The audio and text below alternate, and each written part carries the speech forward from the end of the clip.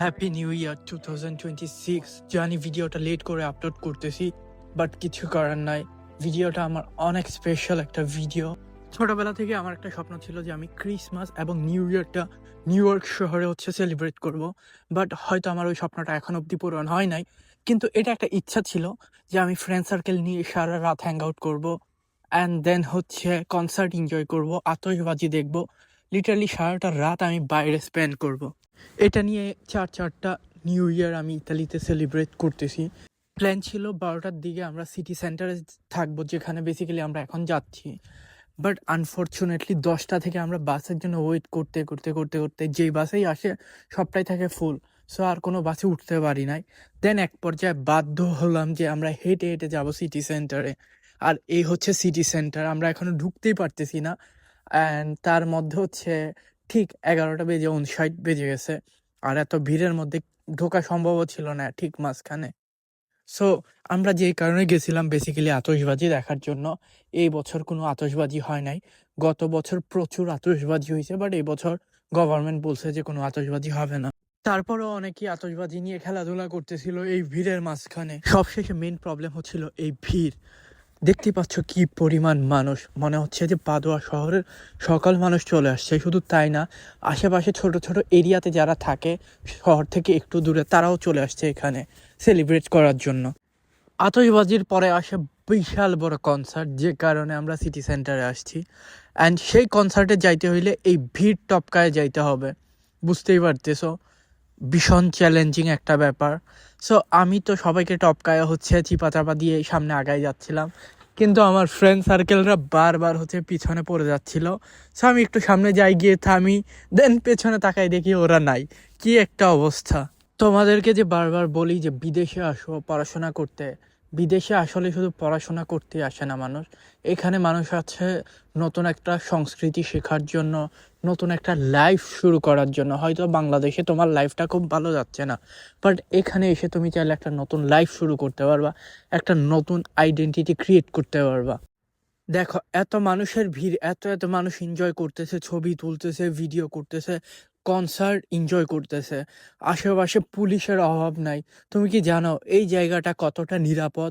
তুমি একবার ইমেজিন করে দেখো, বাংলাদেশে কি এটা সম্ভব? তুমি যদি এরকম একটা স্বাধীন লাইফ লিড করতে চাও, এরকম একটা নিরাপত্তার মধ্যে তোমার ফিউচারটা দেখতে চাও, অ্যান্ড সব থেকে বড় কথা, এমন একটা সোসাইটিতে বড় হইতে চাও, নিজেকে গ্রো করতে চাও, যেখানে কোনো আশেপাশে জাজমেন্টাল পিপল থাকবে না। তুমি কাজ করবা, তুমি পড়াশোনা করবা, তুমি এরকম কনসার্টে এসে নাচানাচি করবা, তুমি তোমার লাইফ লিড করবা, যেইভাবে চাও সেইভাবে লিড করবা। তাইলে তোমাকে বিদেশ আসতে হবে। বাংলাদেশে এই লাইফ সম্ভব না। আর এই আমার ফ্রেন্ড জিয়ান।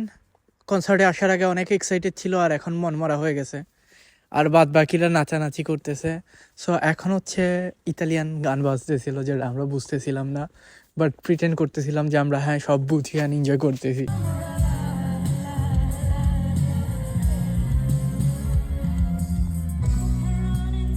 বেশি মানুষ লাগবে না। বিদেশের মাটিতে তুমি যদি অ্যাটলিস্ট 4-5টা ফ্রেন্ড বানাইতে পারো, যাদের সাথে তোমার ভাইব ম্যাচ হবে, ঠিক আছে, হ্যাং আউট করতে পারবা, এরকম কনসার্টে গিয়ে এনজয় করতে পারবা, then I can tell you, বিদেশে তোমার লাইফ পুরো চাঙ্গা হয়ে যাবে।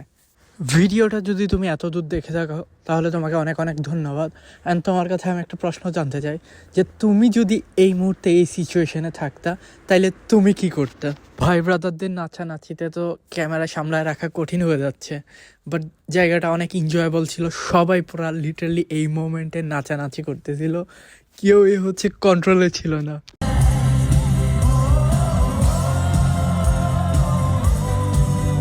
ইট ডাজেন্ট ম্যাটার তুমি ইউরোপের কোন দেশে থাকো, ইতালিতে থাকো, নেদারল্যান্ডে থাকো, জার্মানি থাকো, স্পেন থাকো, but I can tell you, এরকম কনসার্ট তুমি সব জায়গায় পাবা, ইউরোপের সব দেশেই পাবা, স্পেশালি নিউ ইয়ারে এবং অন্যান্য স্পেশাল ফেস্টিভ্যালে। কিন্তু কিন্তু কিন্তু তুমি যদি তোমার ফ্রেন্ড সার্কেল নিয়ে এরকম একটা কনসার্ট এনজয় না করতে পারো ইউরোপের মাটিতে, তোমার লাইফে একটা জিনিস আজীবন মিসিংয়েই থাকবে। কনসার্ট শেষ করে যাচ্ছিলাম, কনসার্টের পাশে আরেকটা জায়গায় অন্যান্য কিছু ভাই ব্রাদার ওইখানে ওয়েট করতেছিল। সো এখানে আমার একটা ফ্রেন্ডও আছে, ওই ফ্রেন্ডের কাছে গেছি, অ্যান্ড লুক, ওর কাজকর্ম কি! কথা আছে না যে বাদরের লেজ কখনো সোজা হয় না, সেম কাজটাই করছে। যাই হোক, আমরা কিন্তু আমাদের লাইফ ফুলেস্ট এনজয় করতেছি ইউরোপে।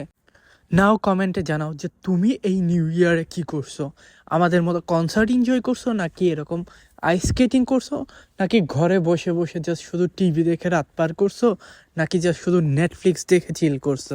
এন্টারটেনমেন্ট তো শেষ, এবার তোমাদেরকে ভিডিও শেষে একটা ছোট ইনফরমেশন দিয়ে দিই। তোমরা যারা ইতালিতে আসতে আগ্রহী, এটা হতে পারে ব্যাচেলার ডিগ্রি করার জন্য অথবা মাস্টার্স ডিগ্রি করার জন্য, চাইলে তোমরা আমার পেজের অন্যান্য ভিডিওগুলো ফলো করতে পারো। সেখানে হচ্ছে ইউনিভার্সিটির অ্যাপ্লিকেশন, ভিসা প্রসেস, স্কলারশিপ, সকল বিষয়ের ভিডিও দেওয়া আছে। অ্যান্ড ওই ভিডিওগুলো যদি তোমরা সবগুলো দেখো, তোমাদের কোনো এজেন্সির কাছে যাইতে হবে না, নিজেরাই সব কিছু করতে পারবা।